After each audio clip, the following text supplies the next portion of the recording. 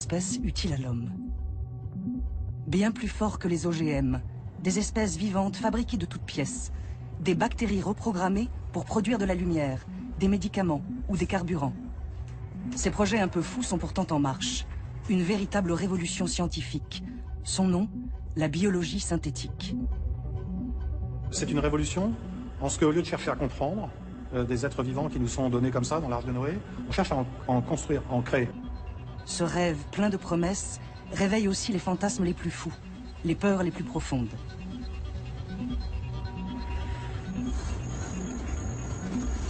Cette nouvelle révolution industrielle utilise les formes de vie. Elle les traite comme des usines à fabriquer des nouveaux matériaux. Et cela va changer considérablement la société. Ça aura un impact majeur sur l'environnement.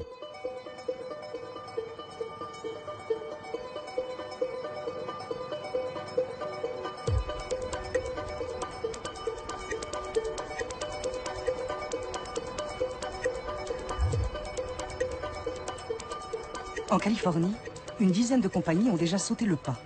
Elles anticipent la fin du pétrole et des ressources fossiles. Leur nouvelle matière première, des organismes vivants. Les bactéries sont cultivées ici, dans cette cuve. On fait tout pour leur bonheur. Température, pression, tous les nutriments dont elles ont besoin. On a du sucre qu'elles adorent dans cette cuve. Et on leur en donne selon des cycles très précis. Elles sont heureuses et nous fabriquent le produit. Ce produit, fabriqué avec bonheur par des milliards de bactéries, c'est peut-être l'essence du futur. Du diesel bactérien, directement utilisable dans n'importe quel moteur actuel. Notre technologie nous permet de produire des carburants qui iront dans les avions, dans les voitures. Très clairement, l'objectif est de fournir tout le carburant dont la planète a besoin. Autant dire beaucoup. Les États-Unis consomment à eux seuls 350 milliards de barils de pétrole par an. Le diesel, c'est quelque chose comme 60 milliards. LS9 fait partie de ces nouvelles compagnies de biotechnologie qui ont vu le jour aux États-Unis grâce au progrès fulgurant de la biologie synthétique. Depuis environ 5 ans, des milliards de dollars sont investis pour développer ce nouveau mode de production, au potentiel vertigineux. Ce carburant est issu d'un procédé en une seule étape. Les organismes microscopiques, reprogrammés, transforment du simple sucre en carburant équivalent à celui qui sort des raffineries de pétrole. Ces bactéries si prolifiques n'existent pas dans la nature. Les ingénieurs du vivant ont réécrit leur ADN pour qu'elles exécutent une nouvelle fonction. Pour comprendre une telle prouesse technique, il faut remonter en 1953, quand Crick et Watson découvrent la structure de l'ADN en forme de double hélice. Il y a dans ce flacon une substance qui est plus précieuse que l'or, les diamants ou le pétrole du monde réuni. Cette substance, les Anglais l'appellent le DNA. Les Français, l'ADN, et les chimistes d'un nom un peu barbare, l'acide désoxyribonucléique. Suivant le point de vue auquel on se place, c'est une substance chimique inerte ou c'est déjà de la matière vivante. Quoi qu'il en soit, tout le mystère de la vie se trouve à l'intérieur de ces substances. Et ce flacon est un peu une boîte de Pandore qu'il vaut mieux refermer en attendant de vous expliquer pourquoi. Notre organisme est une extraordinaire addition de plusieurs milliers de milliards de cellules. Dans chaque cellule, un noyau contient toute l'information génétique qui détermine ce que nous sommes et ce que nous transmettons à notre descendance. Cette information génétique est stockée dans les chromosomes. Chaque chromosome est constitué de milliers de gènes, des phrases écrites avec les 4 lettres de l'alphabet de l'ADN, A, T, G, C. Ces molécules chimiques, on les appelle les bases. Ce sont les gènes qui détiennent le secret de fabrication des protéines, c'est-à-dire la machinerie qui permet de créer des cellules et de faire fonctionner notre organisme. La magie de l'ADN, c'est d'être un langage génétique universel, commun à tous les organismes vivants connus, de la plus petite bactérie constituée d'une seule cellule, aux végétaux, animaux et aux êtres humains qui comptent plusieurs milliards de cellules. Cet ADN, c'est d'abord une quantité colossale d'informations. Dès les années 70, les biologistes tentent de lire ce code de la vie. Ils commencent par séquencer des petits génomes, comme celui de la levure. Si vous vouliez présenter à cette échelle-là la totalité de la séquence du chromosome de la levure, il faudrait multiplier ceci par 50. Donc ça nous fait déjà 2,5 km. du ruban des papiers.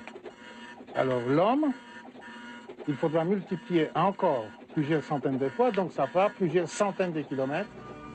Mais il ne suffit pas de lire l'ADN, encore faut-il le comprendre. Pour traduire l'ADN, les chercheurs se lancent dès les années 70 dans une extraordinaire aventure, celle du génie génétique. Ils commencent à découvrir, parfois par hasard, la fonction de certains gènes. Ces expériences débouchent sur une découverte magistrale, la manipulation du code génétique. Il devient possible de copier et coller des gènes d'une espèce à l'autre pour transmettre des fonctions nouvelles. Jean Wessenbach est un pionnier du génome humain, l'auteur de la première carte de notre ADN. Il a accompagné toute l'aventure du génie génétique. La première application commerciale, ça a été l'insuline, qui de toute façon posait problème puisque les insulines étaient essentiellement extraites, surtout de porc, mais aussi de bovins, et donc avec parfois des réactions allergiques. Donc pour pouvoir éviter ce type de réponse, ce qu'il fallait faire, c'était avoir de l'insuline humaine. Le transfert du gène de l'insuline humaine dans des bactéries permet d'en obtenir des quantités industrielles. C'est une révolution pour le quotidien de millions de diabétiques qui ont besoin de plusieurs doses d'insuline chaque jour pour vivre. Ce tournant marque surtout la naissance des organismes génétiquement modifiés, les OGM. Les industriels de l'agriculture y voient l'opportunité d'améliorer la compétitivité de certaines plantes. En leur transférant un gène de résistance aux parasites, ils augmentent le rendement des cultures. Ces manipulations du code génétique soulèvent un immense écho dans le public. Peut-on se permettre de toucher aux vivants? Ces expériences sont-elles sans risque pour la santé de l'homme et pour l'environnement? La première inquiétude est évidemment de faire, disons, de façon accidentelle, des bactéries qui allaient se propager sur toute la planète, qui allaient éradiquer toutes les espèces naturelles, qui allaient ou qui étaient carrément pathogènes pour, je ne sais pas, pour les plantes ou pour les humains. Et puis évidemment, il y avait d'autres utilisations similaires, non pas accidentelles mais délibérées. Ça aussi, ça a été une inquiétude à l'époque. D'ailleurs, on se demandait si effectivement on n'allait pas faire des monstres. Mais les scientifiques eux-mêmes se heurtent à des limites techniques. Ils peinent à transférer plus d'un gène ou deux d'une espèce à l'autre. 40 ans plus tard, et grâce à de nouveaux outils de pointe, la biologie synthétique ne veut plus seulement manipuler le vivant pour copier et coller d'infimes morceaux. Elle ambitionne, démesurément, de faire des constructions nouvelles de fragments d'ADN, de les assembler comme les pièces d'un Lego pour créer des espèces qui n'existent pas dans la nature. D'accord, donc c'est modulaire dans les modules de prélèvement exactement comme on l'avait vu. Vraiment. Philippe Marlière est l'un des précurseurs français de la biologie synthétique. Peut-être aussi l'un des plus visionnaires. On peut dire de la biologie synthétique qu'il s'agit d'une révolution culturelle. C'est une révolution en ce qu'au lieu de chercher à comprendre des êtres vivants qui nous sont donnés comme ça dans l'Arche de Noé, on cherche à en construire, à en créer. À l'origine de cette rupture avec la biologie traditionnelle, l'un des temples de la recherche mondiale, le fameux MIT, Massachusetts Institute of Technology, aux États-Unis. Toujours à la pointe de l'innovation. Des grandes premières technologiques, comme la micro-informatique dans les années 70. Et comme à l'époque, la révolution vient non pas des chercheurs, mais des ingénieurs. Pragmatiques, concrets, bricoleurs, ils sont capables d'inventer, fabriquer des machines vivantes, sans être spécialistes de la biologie. Pensez à une voiture. Imaginez que vous n'en ayez jamais vu de votre vie et que vous vouliez comprendre comment ça marche. L'une des solutions, c'est de la mettre en pièces, d'étudier ces pièces, d'essayer de formuler des théories sur leur fonctionnement, de faire des listes de ses composants. Mais il y a une autre manière de faire les choses. Votre voiture est en pièces détachées. Maintenant, il faut essayer de les remettre ensemble. Qu'est-ce que c'est que ce truc? Est-ce que ça va vraiment dans le moteur? Puis-je le laisser de côté? Et à la fin, vous remettez tout ensemble, vous tournez la clé. Est-ce que la voiture démarre? Construire et apprendre en construisant, c'est une démarche très efficace en matière de découverte scientifique. Et ça n'a jamais été appliqué dans le domaine de la biologie. Drew Handy est considéré comme le plus doué de sa génération, un avant-gardiste, le premier théoricien de la biologie de synthèse. Dès 2005, il crée le premier cours de cette discipline. Ses élèves, des apprentis ingénieurs. Pour passionner les jeunes avec cette nouvelle approche de la biologie, il lance avec des collègues un grand concours de biologie synthétique, iGEM.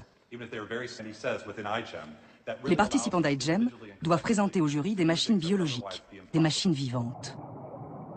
Pour les ingénieurs comme Drew Handy, la nature est une technologie comme une autre, une gigantesque caisse à outils de fonctions miraculeuses, comme la capacité qu'ont les plantes par exemple à transformer la lumière du soleil en énergie. Je suis un ingénieur. J'aime la biologie car elle fait partie de ce que nous sommes. Mais c'est aussi un outil de fabrication très puissant. Une feuille, pensez juste à une feuille d'une plante. C'est un panneau solaire auto-assemblé qui se recycle tout seul. C'est extraordinaire en fait et ça fonctionne vraiment. Donc imaginez si on pouvait reprogrammer des choses comme ça avec de tels pouvoirs.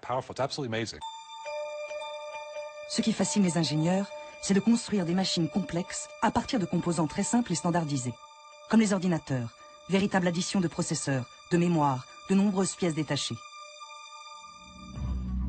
Appliqué à la biologie, et grâce à une connaissance très approfondie des espèces vivantes, le défi est d'isoler sur l'ADN des fragments, des gènes, aux fonctions bien précises, pour en faire des pièces standards et interchangeables. Comme les briques d'un jeu de Lego.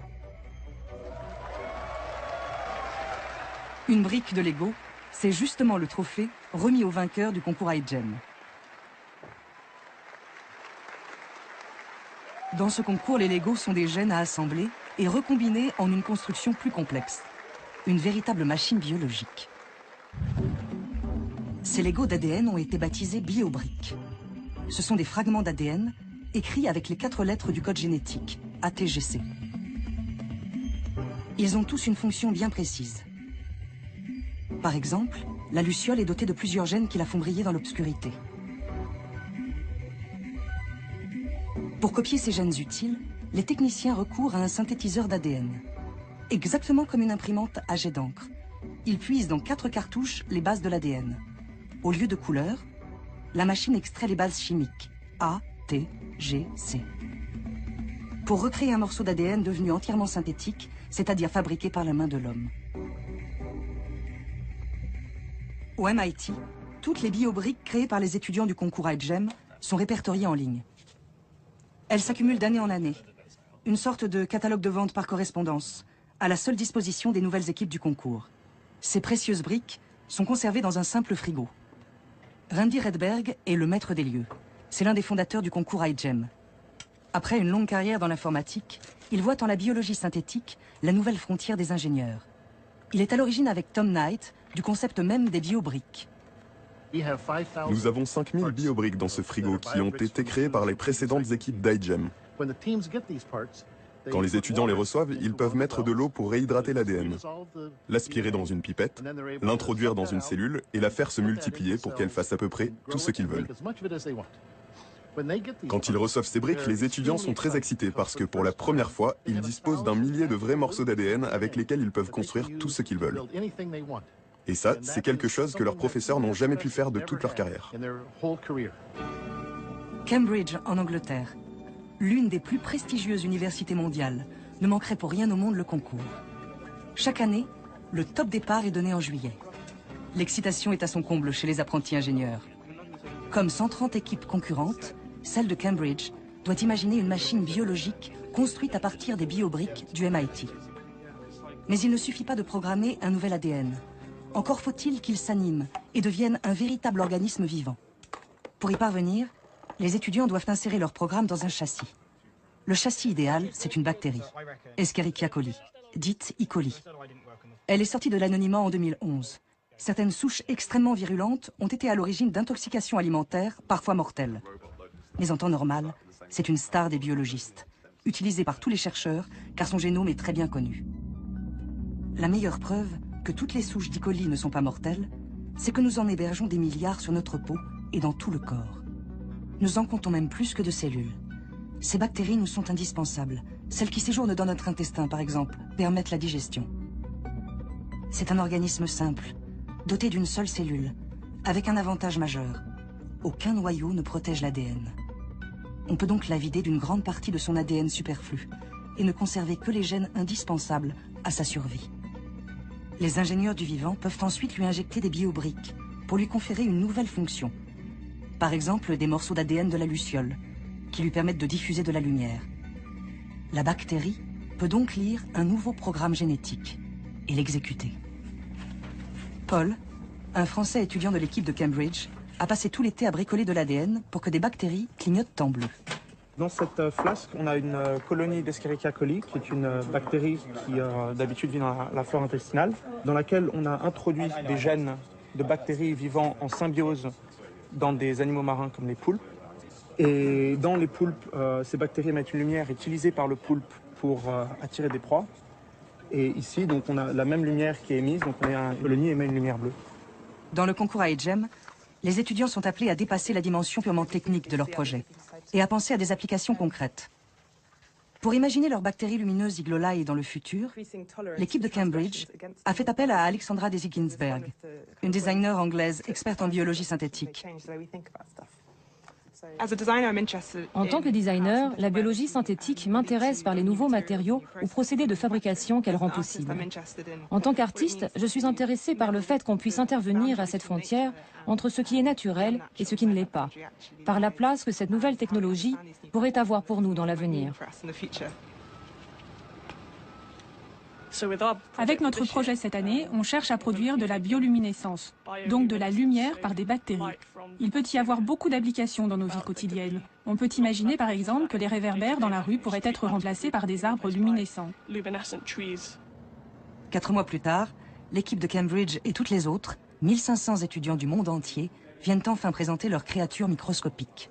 Des machines biologiques qui se veulent utiles à l'humanité, ou simplement aussi fun que des applications pour iPhone.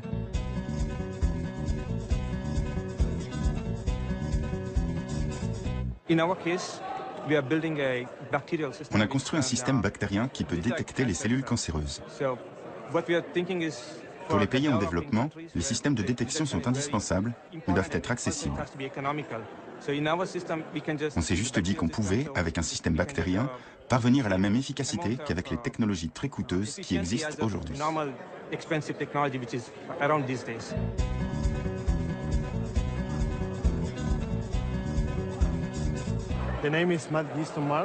Le nom de notre projet, c'est les levures folles de Mars. Et elles sont folles parce qu'elles ont le même système prionique que les vaches folles. Et notre but, c'est d'assombrir la couleur de Mars pour la rendre habitable par les humains. Ces jeunes Espagnols reprennent un thème classique de la science-fiction, le terraforming, ou le fantasme de transformer l'environnement d'une planète pour la rendre vivable. Mais qu'il soit un peu fantaisiste comme celui-là, ou utile, comme la détection du cancer, ces projets n'ont pas vocation à être commercialisés. L'objectif, c'est de démontrer que la biologie du XXIe siècle est accessible à de très jeunes étudiants. Qu'ils peuvent accomplir quelque chose d'efficace, en 4 mois seulement. Quand j'ai lancé iGEM, mes amis du MIT, qui sont des professeurs de biologie et donc des gens très intelligents, m'ont dit que ce que je faisais était mal. Que je me moquais des étudiants en leur faisant croire qu'ils pourraient accomplir quelque chose en un été. J'aimerais faire un petit sondage. Selon votre expérience d'iGEM, est-ce que la biologie est trop complexe pour des étudiants non diplômés? Non, ok. Je crois qu'on a répondu à la question. En 6 années d'existence, le concours iGEM a vu défiler des projets de plus en plus sophistiqués. Des Suisses qui s'attaquent aux moustiques pour les empêcher de disperser le paludisme, à l'équipe de Pékin, avec son kit biologique de décontamination de l'eau polluée aux métaux lourds, ou encore l'équipe de Cambridge en Angleterre, et ses bactéries lumineuses, supposées illuminer le monde. Nous sommes l'équipe iGEM de Cambridge et voici Iglolae. La lumière a fasciné les gens pendant des milliers d'années. Pourtant, la biologie synthétique ne s'est pas vraiment intéressée à sa production. Et jusqu'ici, aucune biobrique du registre ne permettait une production autonome de lumière.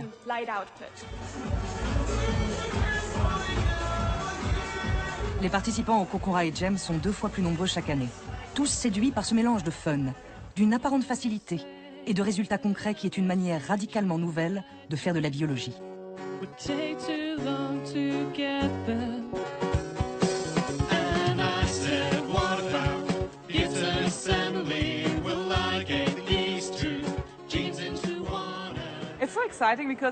C'est vraiment excitant, car pour moi, la biologie, c'était juste observer des processus, regarder des trucs. Mais être un ingénieur, c'est vouloir construire par soi-même. La biologie se construit toute seule et pourtant, je peux agir sur ce processus. C'est incroyable. Cette frontière est vraiment fascinante.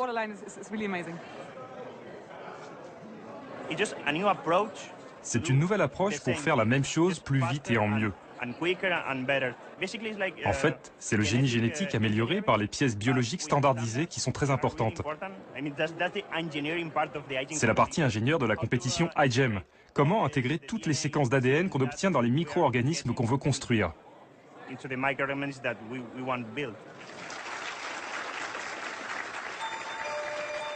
Cette future génération illustre une rupture majeure avec la biologie traditionnelle. Les ingénieurs veulent utiliser le vivant, non plus seulement pour le comprendre ou le modifier, mais pour en fabriquer un de toutes pièces, plus utile. Si cette révolution est aujourd'hui possible, c'est grâce à un immense bond technologique. Quand vous êtes en laboratoire, à peu près tout doit être fait manuellement. En tant qu'ingénieur, je trouve ça pénible. Tout est assez basique et ennuyeux. Pas ennuyeux, mais fastidieux. Ce sont les ordinateurs qui devraient faire ce travail. Et ça, c'est ce que j'ai vraiment envie de changer. Chaque chose que je vois dans le labo, je me dis, ça devrait être automatisé, ça devrait être automatisé, on peut faire ça plus vite. L'automatisation, c'est justement ce qui permet à la biologie de changer d'échelle. En 10 ans, les techniques ont doublé en performance chaque année, à des coûts de plus en plus faibles. L'illustration la plus spectaculaire, c'est le séquençage des quelques 20 000 gènes du génome humain, soit 6 milliards de bases ATGC, les 4 lettres élémentaires de l'alphabet génétique. Pour y parvenir, il aura fallu 13 ans et 2,5 milliards d'euros. Jean Wessenbach a participé à cette grande aventure. Il a été le témoin de l'explosion des techniques qui permettent 10 ans plus tard de séquencer un génome entier en quelques semaines pour quelques milliers d'euros. Est-ce que l'automatisation a été un élément déterminant? Bien sûr, elle l'a été parce que on est obligé de faire des expériences à très grande échelle, tout simplement parce qu'on n'est pas sûr du résultat qu'on va obtenir. Donc on va tester tout un tas de petites variations qu'on a introduites jusqu'à trouver celle qui est optimale. L'automatisation, c'est aussi ce qui permet de fabriquer à la commande les fameuses biobriques du MIT, la possibilité de copier des fragments génétiques de manière quasi industrielle. Après la chimie de synthèse, c'est l'avènement de la biologie de synthèse. La société GeneArt en Allemagne est l'un de ces nouveaux industriels de la biologie. Dans ces locaux high-tech, 8 millions de bases synthétiques sont produites par mois. En fonction de la commande, un ordinateur dirige l'assemblage des bases A, T, G et C pour créer de toutes pièces un ADN artificiel. Les chercheurs peuvent commander des gènes complets sur Internet, les faire fabriquer sur mesure, à des tarifs de plus en plus abordables. Il y a 10 ans, les gènes coûtaient 10 à 20 fois plus cher qu'aujourd'hui. Seuls quelques chercheurs pouvaient se permettre d'acheter des gènes synthétiques, et même quand ils essayaient de les fabriquer eux-mêmes, ça leur coûtait très cher. Aujourd'hui, ils peuvent tout simplement les commander en ligne à un prix plus qu'acceptable, entre 500 et 1 000 euros, au lieu de 20 ou 50 000 euros. Il y a 10 ans, ça prenait aux compagnies et aux chercheurs plusieurs mois pour fabriquer un gène. Aujourd'hui, on peut le faire en 5 jours. Cette démocratisation pose un évident problème de sécurité. Si quelques clics de souris suffisent à commander des gènes synthétiques sur Internet, comment en empêcher l'utilisation malveillante? Selon GeneArt, des contrôles stricts garantissent que les gènes synthétiques ne sont livrés qu'à des entreprises et laboratoires autorisés à les commander. En fait, on vérifie chaque client qui passe une commande à GeneArt, ainsi que chaque séquence demandée. Si c'est une séquence douteuse, si elle peut être utilisée à mauvais escient, ou si elle est référencée sur des listes, on demande la permission aux autorités du pays ou on refuse la commande.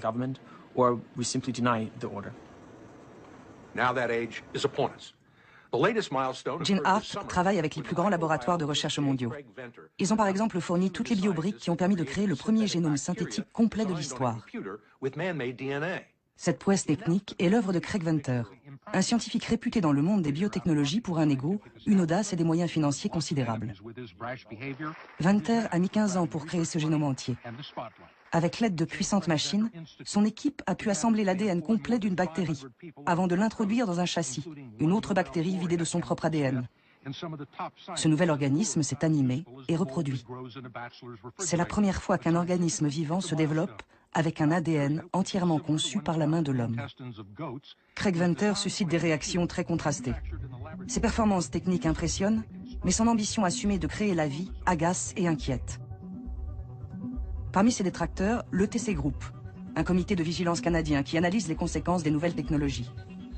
c'est surtout un lanceur d'alerte. L'un de ses porte-paroles, Jim Thomas, un ancien de chez Greenpeace, craint que Venter n'ambitionne de contrôler l'industrie du vivant. On voit des sociétés comme Synthetic Genomics de Craig Venter, qui espère qu'il sera le Microsoft de la biologie synthétique, ou le Microsoft devrait-on dire.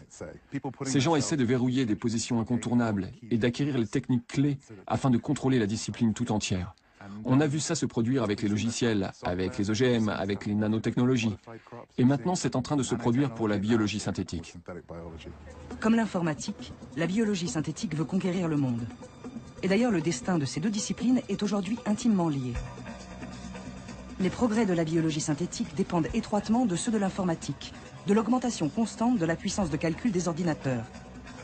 Le code génétique et le code informatique ont un point commun: une quantité colossale d'informations qui peuvent être traitées de plus en plus rapidement. L'analogie entre ces deux disciplines va encore plus loin. Dans les années 70, des jeunes fascinés par les débuts de l'informatique se retrouvaient sous le nom du Homebrew Computer Club dans leur garage pour tenter des expériences. C'est là que Steve Jobs, fondateur d'Apple, créa son premier ordinateur.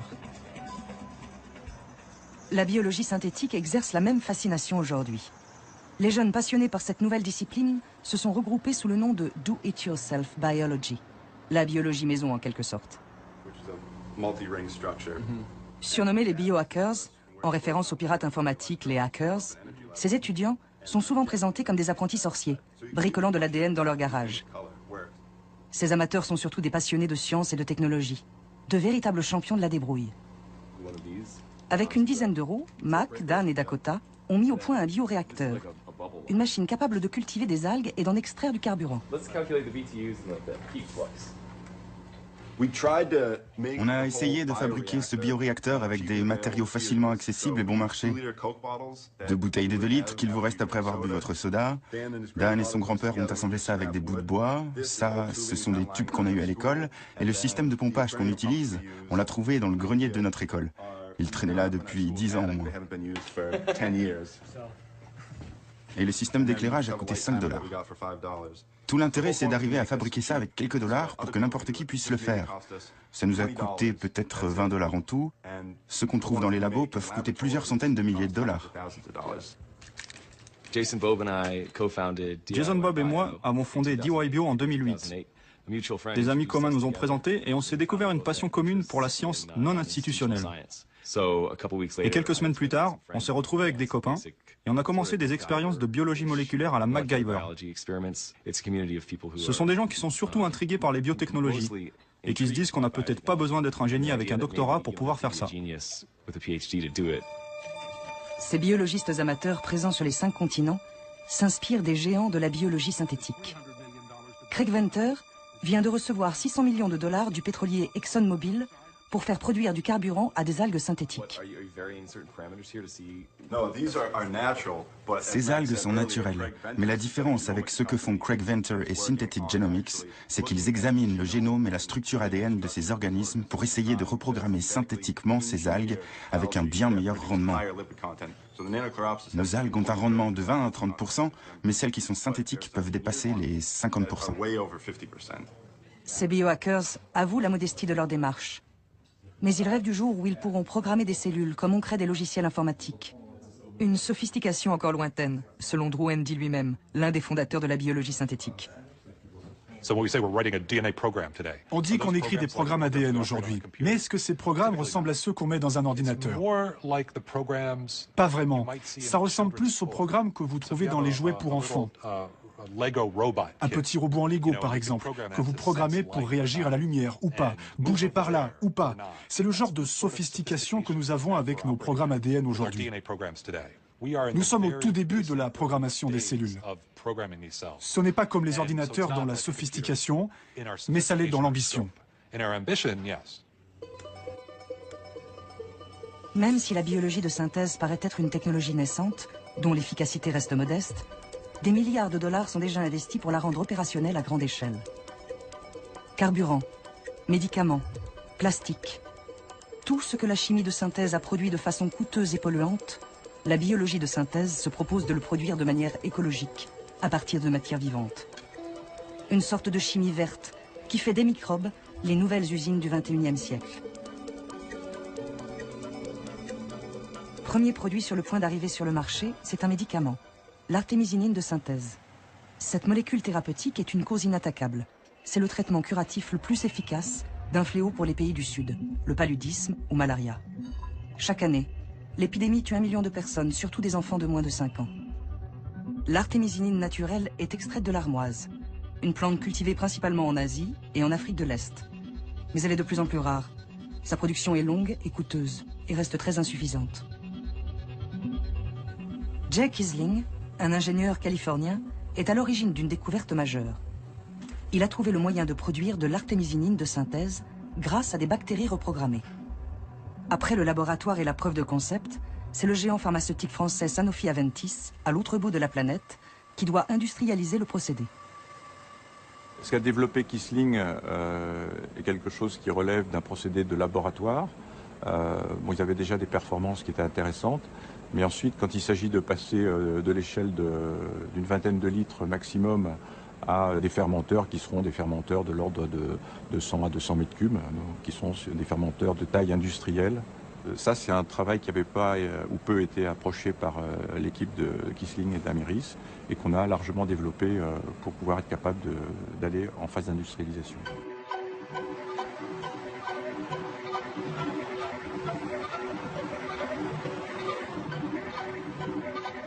C'est donc en Californie, dans la baie de San Francisco, que l'histoire a commencé il y a 10 ans. Avant de croiser la route de l'artémisinine, Jay Kisling travaillait sur des levures, des organismes aussi simples que les bactéries. Un modèle comme un autre pour se lancer dans l'aventure de la biologie synthétique.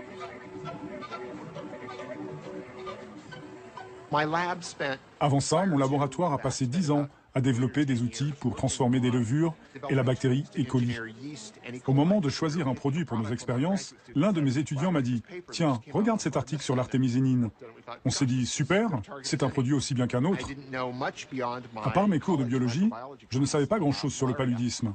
On a donc appris beaucoup sur les circuits métaboliques et on s'est mis au travail. Les circuits métaboliques sont des cascades de transformations chimiques. C'est par exemple tout le chemin parcouru entre le principe actif naturel de l'armoise et ce qui deviendra 18 mois plus tard de l'artémisinine, une molécule thérapeutique. Ce circuit, modifié par la biologie synthétique, permet de réduire ce délai d'1 an et de produire beaucoup plus de médicaments. Pour obtenir un microbe capable de produire de l'artémisinine, on a dû prendre le circuit métabolique de l'armoise, la plante originelle, et insérer ce circuit à l'intérieur d'une levure. Cela a permis à la levure de produire l'artémisinine. Pour financer ses recherches, Jay Kisling a reçu 42,5 millions de dollars de la fondation Bill Gates, engagée dans la lutte contre le paludisme. Une partie de ces fonds a servi à créer la société Amiris en 2005. Une compagnie à la mentalité très californienne, qui ne recrute que des salariés mus par une même ambition, avoir un impact positif sur le monde.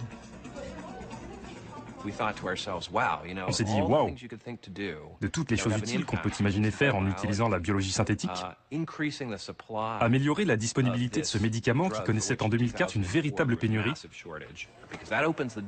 ça permettrait de fournir un traitement à chaque enfant atteint du paludisme. Et franchement, même si j'adore la technologie comme tout le monde ici, ça, c'est la raison pour laquelle on se lève chaque matin. Ce qui a séduit la fondation Gates, c'était l'idée d'utiliser la biologie synthétique pour répondre au grave manque d'antipaludéens efficaces. D'ici 2013, la moitié de la production mondiale d'artémisinine, assurée jusque-là par des paysans d'Asie et d'Afrique, sera remplacée par les cuves de fermentation de Sanofi Aventis. Ce qui est prévu, c'est qu'en fait, on équilibre le marché à un prix qui soit un prix d'équilibre qui ne laisse pas les paysans d'un côté. Donc en fait, on va contrôler d'une certaine manière les quantités qui seront cultivées, les surfaces qui seront cultivées, avec la production qui sera faite d'une manière synthétique. Même si l'objectif est de sauver des vies, l'ETC Group craint des conséquences dramatiques sur le revenu des producteurs d'artémisinine et à terme, de toutes les ressources naturelles. Si des sociétés comme Sanofi Aventis sont capables de produire de l'artémisinine dans des cuves, que ce soit à Berkeley ou en République tchèque, ça aura un effet majeur sur le mode de subsistance de ces paysans africains. Et ce n'est pas uniquement l'artémisinine. On voit les entreprises de biologie synthétique essayer de produire de la réglisse dans des cuves, de la vanille dans des cuves, du caoutchouc dans des cuves. toutes ces marchandises dont dépend la subsistance de vraies personnes. De fait, la biologie de synthèse pourrait remplacer la plupart des produits naturels. Jake Isling et Amiris en font déjà l'expérience. En modifiant quelques étapes, les bactéries reprogrammées pour obtenir de l'artémisinine peuvent aussi fabriquer une grande variété de produits. Du caoutchouc, de la vitamine A, ou encore et surtout du carburant. On s'est donc demandé ce qu'on allait faire. Et en envisageant les défis les plus difficiles, celui qui nous motivait le plus, c'était cette idée de produire un carburant sans compromis. Par sans compromis, je veux dire que ses qualités seraient meilleures que celles des produits issus du pétrole. Pas « tiens, j'aimerais utiliser un produit renouvelable mais il coûte beaucoup plus cher et il ne marche pas très bien dans ma voiture ». Non, ce serait le même prix et ce serait aussi bien, si ce n'est mieux.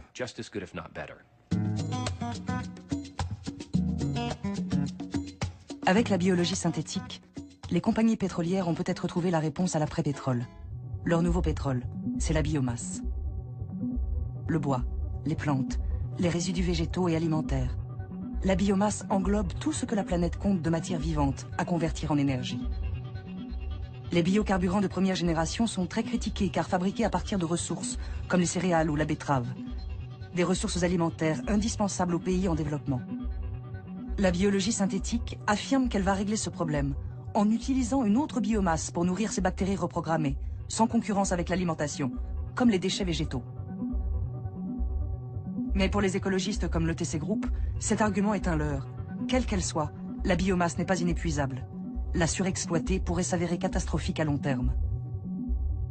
Les nouvelles compagnies de biologie synthétique, comme Amiris, aiment à dire qu'ils participent à la nouvelle économie verte, qui va remplacer le pétrole par l'utilisation de la biomasse et des sucres.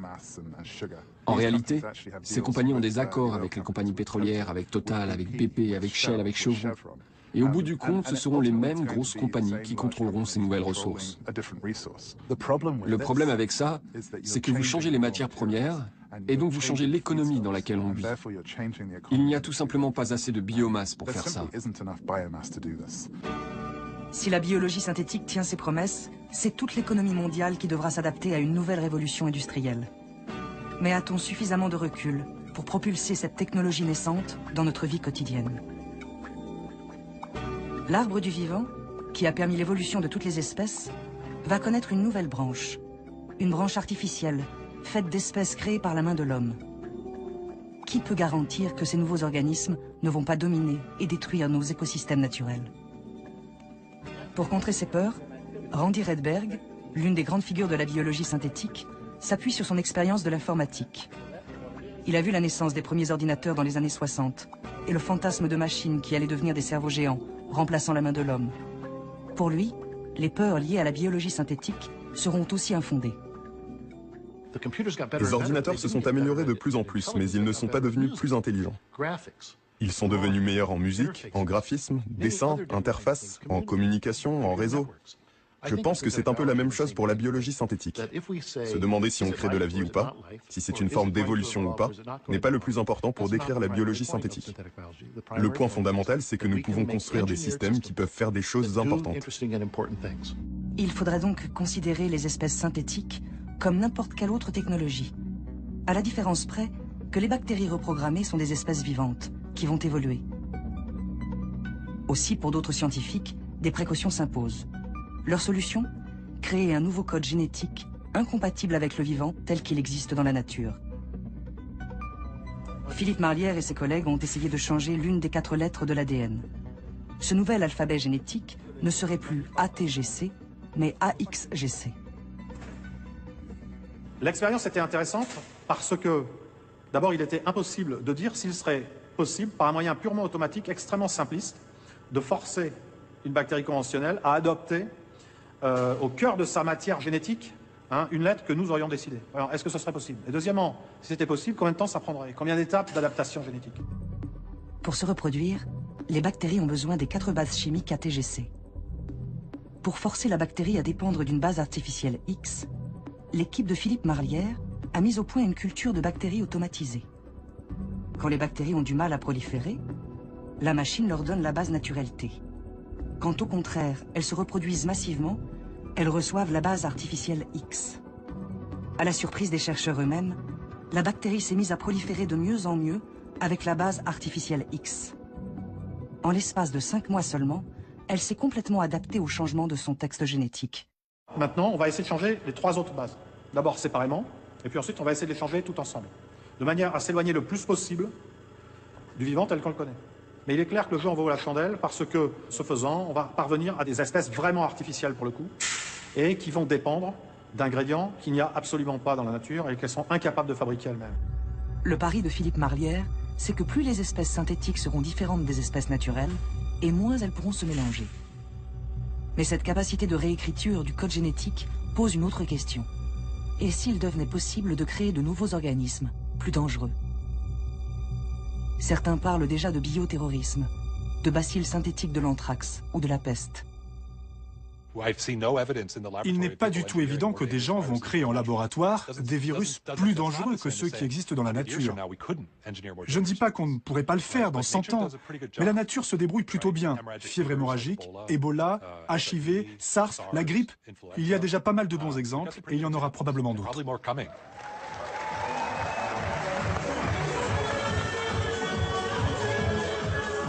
Les jeunes d'iGEM, nos futurs biologistes synthétiques, n'ont pas peur de se projeter dans un futur peuplé de leur création bactérienne. En 2009, l'équipe de Cambridge avait remporté le Grand Prix d'iGEM pour son projet Icromae. Leurs bactéries synthétiques étaient capables de prendre plusieurs couleurs selon le contexte. La designer Daisy Ginsberg, déjà consultante pour l'équipe, avait imaginé plusieurs scénarios sur 100 ans, dans lesquels ces pigments bactériens pourraient remplacer les colorants alimentaires ou colorer le ciel en cas de pollution. Sa vision en 2049, c'est que de telles bactéries modifiées pourraient servir de système d'autodiagnostic pour toutes sortes de maladies. L'une des propositions, c'était cette idée qu'un jour, peut-être en 2049, ce serait socialement acceptable d'avaler Icromae sous forme de yaourt à boire. Ces bactéries modifiées coloniseraient alors votre intestin pour surveiller les maladies. Lorsqu'elles détecteraient quelque chose, des composés chimiques produits par les pathogènes, elles se mettraient à produire de la couleur, et ce serait très facile à voir dans vos excréments. Alors on a fait une valise d'excréments qu'on a emmenée à iGEM. Et certains ont trouvé ça vraiment dégoûtant. C'était un très bon moyen de tester les réactions des gens. D'autres ont trouvé que c'était une idée géniale. Mais peut-être que l'on n'est pas encore tout à fait prêt pour ça.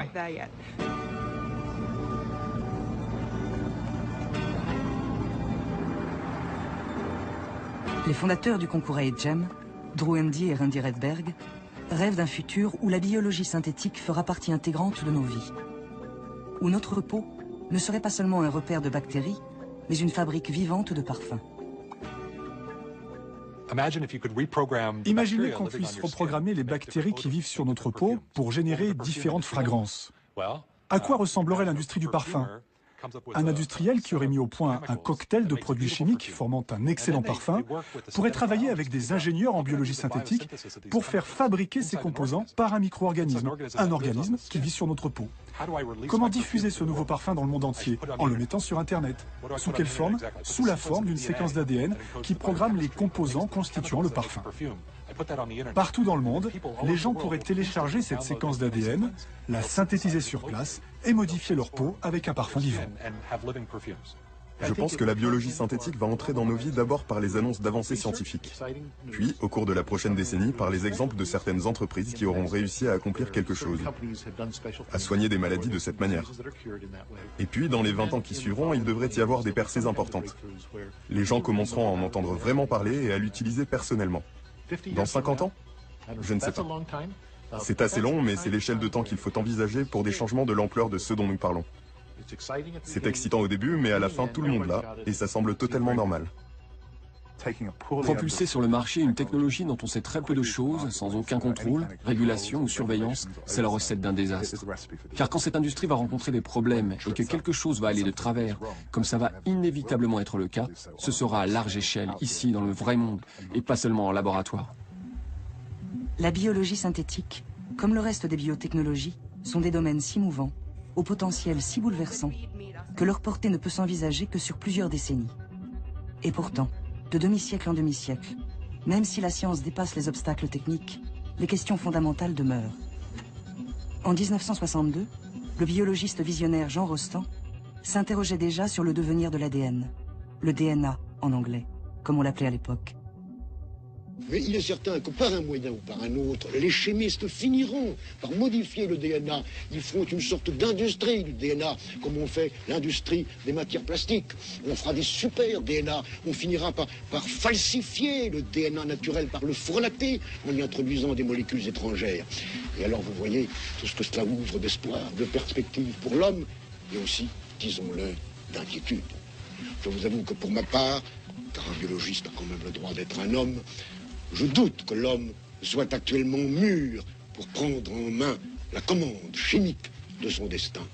Mais le sera-t-il jamais ?